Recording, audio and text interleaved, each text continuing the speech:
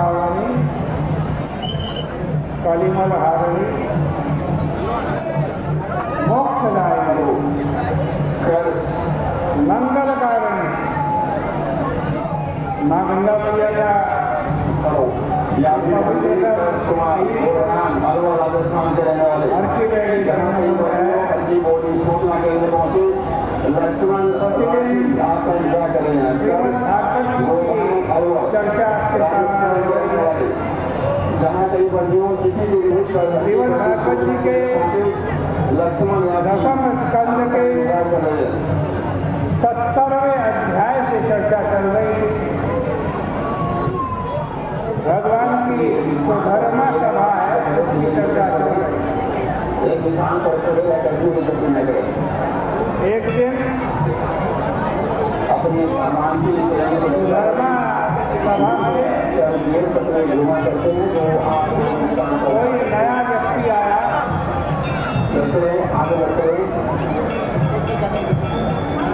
उसने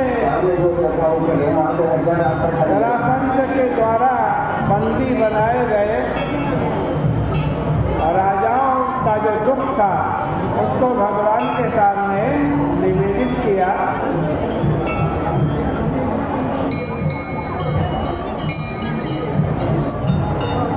उसने बताया कि जरासंध जब दिग्विजय के लिए निकला और जो राजा लोग उसके सामने झुके नहीं,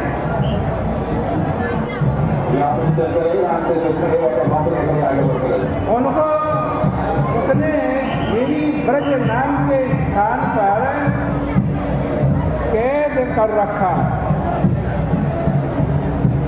उन्होंने प्रार्थना की है कि हे कृष्ण, हे अप्रियमात्मन,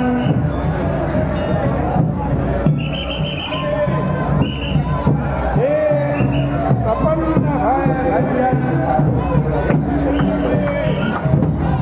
हम लोग आपकी शरण में आए हैं।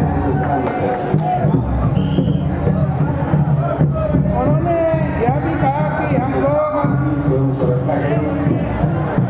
भवभीता पृथक धिया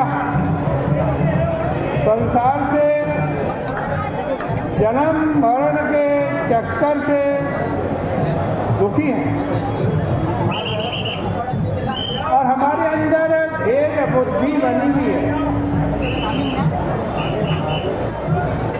मनुष्य आपकी पूजा नहीं करता, विकर्म में लगा रहता है और काल उसके सिर के ऊपर सवार है। राज्य में कोई सुख नहीं, वह तो स्वप्नायितम सपने के समान है, परतंत्र है। इसका तो भार ढोना पड़ता है। आपकी माया के कारण हम दुखी हो रहे हैं। उन्होंने कहा है कि यह तो हमारे कर्म का पाठ है, फंदा है। सब अपने ही अपने कर्म का फल भोग रहे।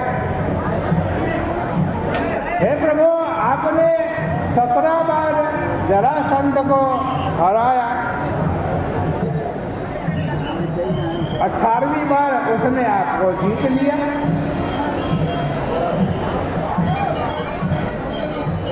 अब वो हम लोगों को बहुत दुख दे रहा है, इसलिए हम आपके चरणों की शरण में आए हैं। हमारा कल्याण कीजिए।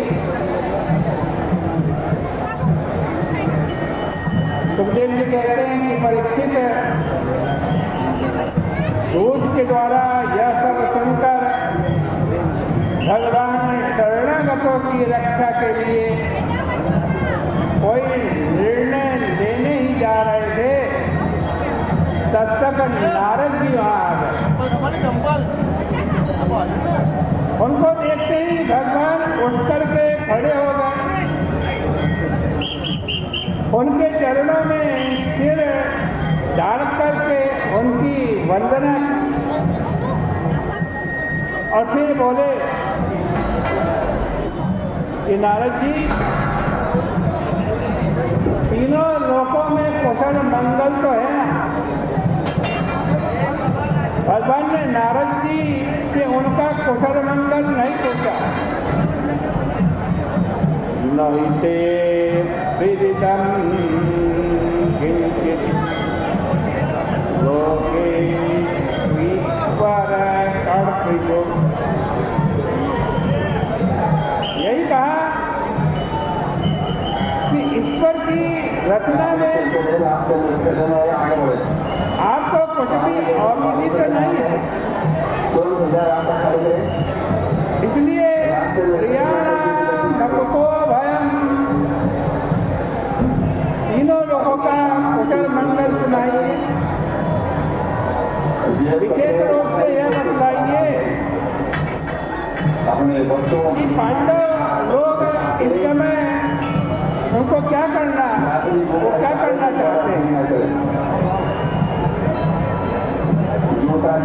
नारद जी ने कहा कि हे अनंत, सारी दुनिया में मैं आपकी माया देखता फिरता हूं, लेकिन आपकी माया को ठीक ठीक कौन समझ सकता है।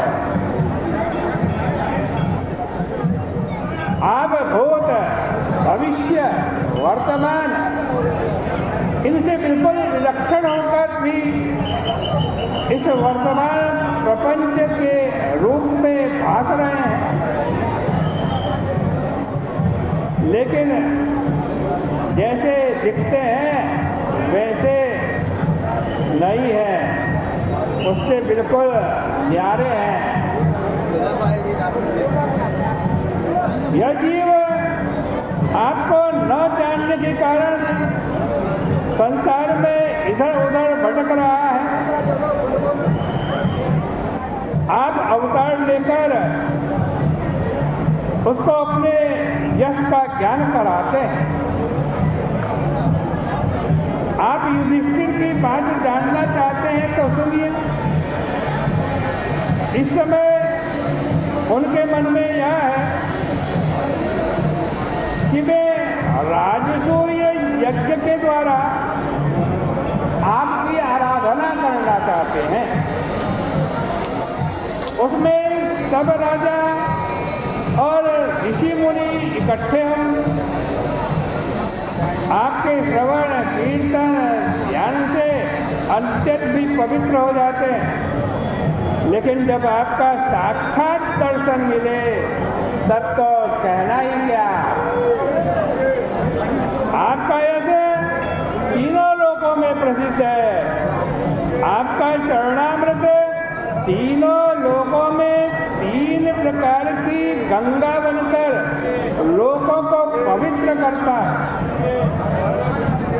अब यहाँ 2 प्रश्न उपस्थित हो गए कि पहले जरासंध द्वारा बंदी बनाए गए राजाओं को छुड़ाने के लिए चढ़ाई कर देनी चाहिए या पहले युधिष्ठिर के यज्ञ में उसकी सहायता करनी चाहिए। भगवान श्री कृष्ण ने उद्धव जी को बुलाया और बोले कि तुम ही हमारे उत्तम नेत्र हो, सुहृद हो, मंत्रार्थ तत्ववित्त हो, इसलिए इस समय जो कुछ करने योग्य है, हे उद्धव जी आप बताओ। इस प्रकार से श्रीमद् भागवत महापुराण का 10वें स्कंद का ये 70वां अध्याय यहीं परिपूर्ण होता है। कल को 71वें अध्याय की चर्चा आपके सामने होगी। बोले गंगा मैया की जय, बोले कृष्ण कन्हैया लाल की।